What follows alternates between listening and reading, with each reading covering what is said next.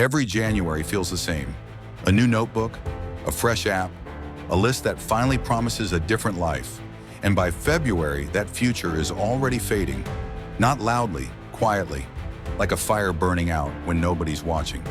You know the feeling, that strange mix of excitement and shame, hope, tangled with the memory of how last year ended. So you promise again. This time I'll be disciplined. This time I'll change. But what if that ritual is the very thing keeping you stuck? Here's the truth no one tells you. Most people aren't setting goals. They're writing apologies to themselves for another year of staying the same. They're not planning a future, they're performing one.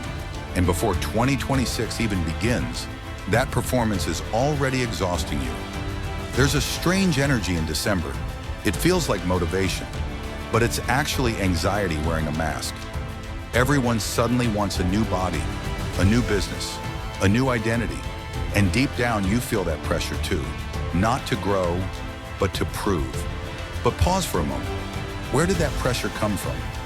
Most goals aren't born from clarity. They're born from guilt. Guilt about who you didn't become. Guilt about how far behind you think you are. And when guilt is the foundation, nothing you build can stand. Some goals come from comparison.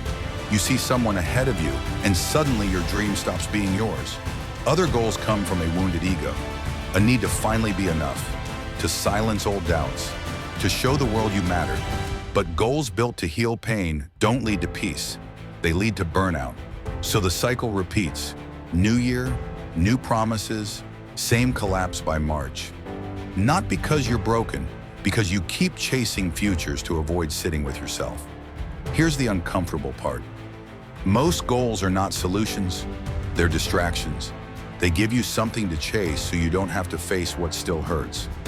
Ask yourself honestly, how many of your goals were really about becoming better? And how many were about finally feeling okay? This is unresolved identity.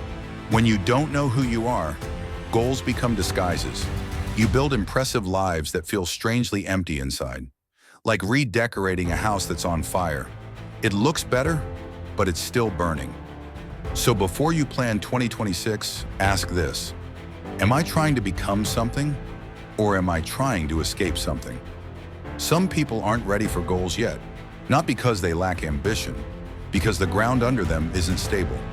Your future doesn't need better planning, it needs better honesty.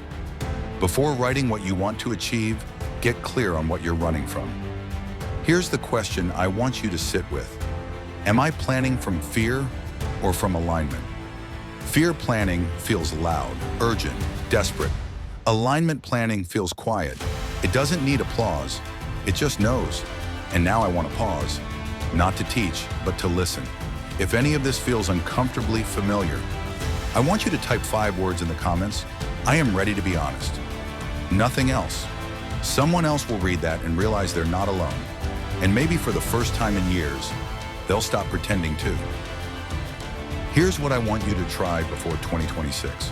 Don't write goals yet. Write the stories you're ready to release. The story that you're behind. The story that rest must be earned.